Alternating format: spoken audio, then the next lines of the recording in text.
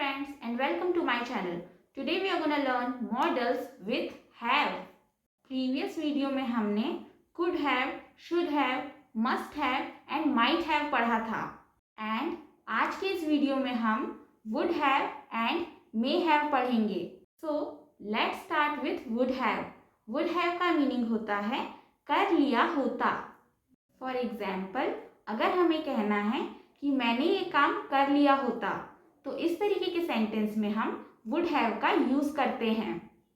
Alright, so now we are going to learn few sentences using would have.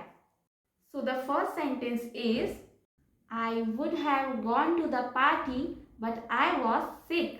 It means मैं party में गया होता पर मैं बीमार था. The next sentence is she would have passed the test if she had studied harder. अगर उसने ज़्यादा पढ़ाई की होती तो वह परीक्षा पास कर लेती. They would have helped you if you had asked. अगर तुमने पूछा होता तो उन्होंने तुम्हारी मदद की होती. We would have won if we hadn't given up.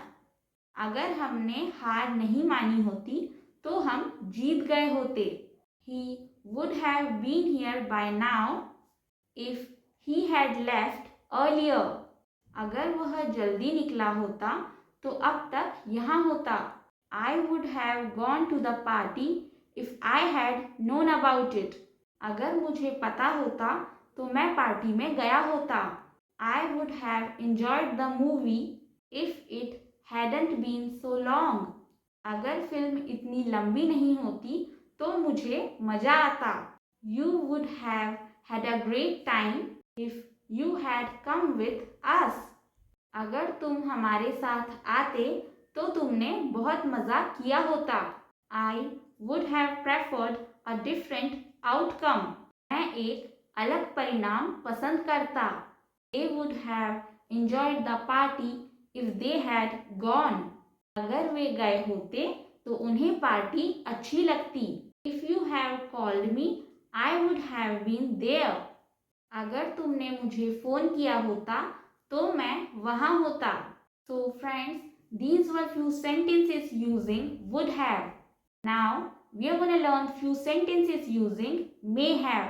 So may have का मीनिंग होता है शायद हुआ होगा. So let's start with the first sentence. She may have forgotten to bring her keys. वह शायद अपनी चाबियां लाना भूल गई होगी.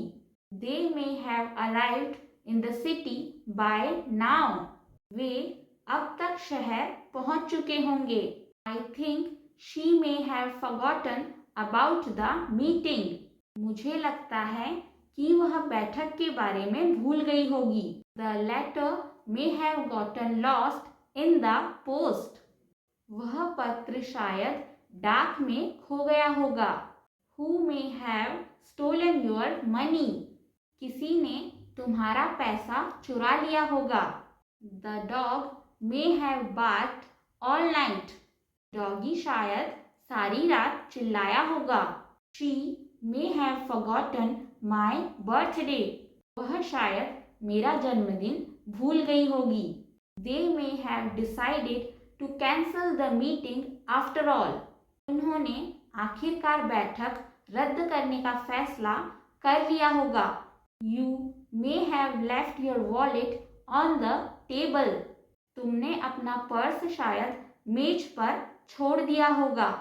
We may have missed the train because it was running late. हम शायद ट्रेन से चूक गए होंगे क्योंकि वह देरी से चल रही थी. The child may have hidden his toy somewhere. बच्चे ने शायद अपना खिलौना कहीं छिपा दिया होगा. It may have rained while we were sleeping. शायद हम जब सो रहे थे तब बारिश हुई होगी. So friends, these were few sentences using may have. All right. So friends, कई बार हमें ये confusion होता है कि हम सेंटेंस को किस तरीके से फॉर्म करें. आई मीन सेंटेंसेस के स्ट्रक्चर से रिलेटेड हमें कंफ्यूजन होता है. सो आज मैं वही कंफ्यूजन के बारे में कुछ आपसे डिस्कशन करना चाहती हूँ. सो जैसे कि मॉडल के साथ अगर हैव लगता है तो वहाँ पर वर्ब का थर्ड फॉर्म लगाया जाएगा। बिकॉज जैसे कि हमने टेंस में पढ़ा है कि हैव के साथ वर्ब का थर्ड फॉर्म लगता है, बस उसी तरीके से जब मॉडल्स के साथ हैव लग जाता है तो वहाँ पर भी वर्ब का थर्ड फॉर्म यूज किया जाता है। And would have, may have या कोई भी मॉडल के साथ जब हैव का यूज किया जाता है तो उसका स्ट्रक्चर ऑलमोस्ट परफेक्ट टेंस के जैसा ही होगा। सो फ्रेंड्स, जब भी हम कोई सेंटेंस बनाते हैं तो सबसे पहले हमें ये देखना है कि सेंटेंस किस टेंस का है। फिर उसके साथ भले ही हम प्रीपोजिशंस यूज करें, मॉडल्स यूज करें या कोई भी चीज़ का हम यूज करें, वहाँ पर हमें सबसे पहले ये देखना ज़रूरी है कि सेंटेंस किस टेंस का है। एंड उसके बाद हम टेंस के अकॉर्डिंगली ही सेंटेंस को फॉर्म करेंगे, टेंस के स्ट्रक्चर के अकॉर्डिंगली ही सेंटेंस बनाएंगे। बस उसके साथ हम अगर वो मॉडल्स का सेंटेंस है तो मॉडल यूज कर लेंगे, प्रीपोजिशंस का सेंटेंस है तो प्रीपोजिशन यूज कर लेंगे। तो इस तरीके से बिना कंफ्यूज हुए हम सेंटेंस बना सकते हैं। So friends, I hope you all found this video useful. So please don't forget to like, share and subscribe to my channel. And thank you so much for watching the video.